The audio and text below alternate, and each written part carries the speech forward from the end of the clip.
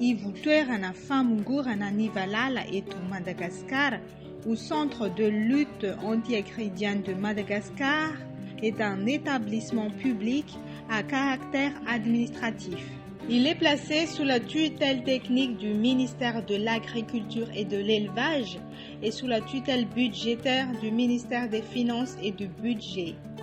Créé le 30 janvier 2017 par le décret numéro 2017-064, l'IFVM est une nouvelle structure assurant la lutte anti-acridienne à Madagascar.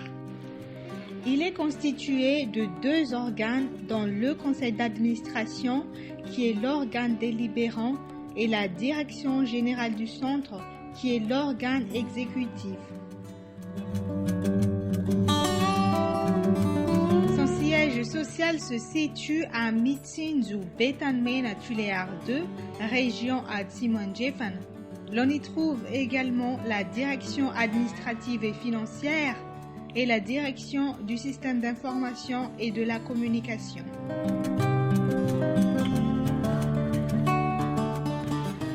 Nous pouvons y voir aussi des logements pour les personnels.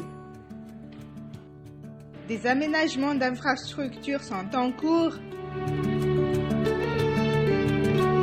notamment un gîte d'étape, une médecine préventive et un terrain multisport. L'équipe du centre a effectué un reboisement des arbres fruitiers. Actuellement, les personnels de l'IFVM comptent 164. Le centre possède 4 camions et 22 4x4 qui permettent d'assurer les activités.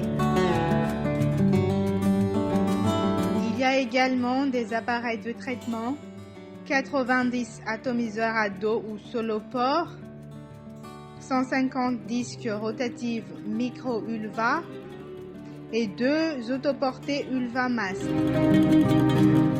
La direction technique est basée à Bétuk Sud. Elle organise, coordonne et supervise les activités de surveillance et d'intervention effectuées par les 8 zones anti-acridiennes.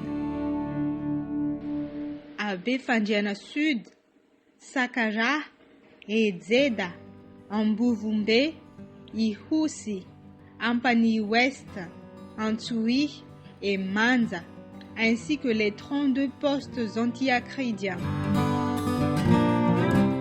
Le magasin de stockage des pesticides a été installé à Njanumena, district de Tuléar 2, région à Tsimonjefan. L'IFVM a pris toutes les mesures de prévention suivant les normes internationales pour éviter d'éventuels dangers. Au cours des 2 campagnes de son existence, l'IFVM a fait face à la lutte anti-acridienne et les résultats sont satisfaisants.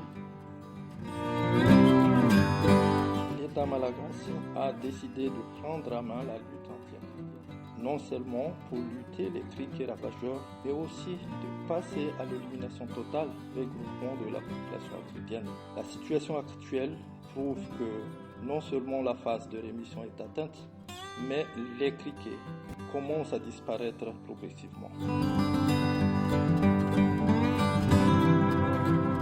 L'intervention du centre est immédiate, affirment les paysans dans la zone de Befandjana Sud. Auparavant, nos cultures de riz ont été détruites par les criquets, mais actuellement nous vivons sereinement puisqu'il n'y a pas de criquets ravageurs, ont confirmé les paysans dans la commune rurale de Béza.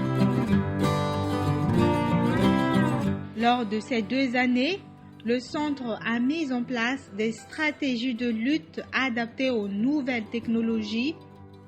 L'objectif est atteint et la situation acridienne est complètement maîtrisée. C'est-à-dire, nous sommes actuellement dans la phase de rémission. Pour que cela reste constante, Les efforts doivent être continus et intensifiés. Ainsi, le centre a prévu d'adopter pour la prochaine campagne une opération de fouille appelée Savahau.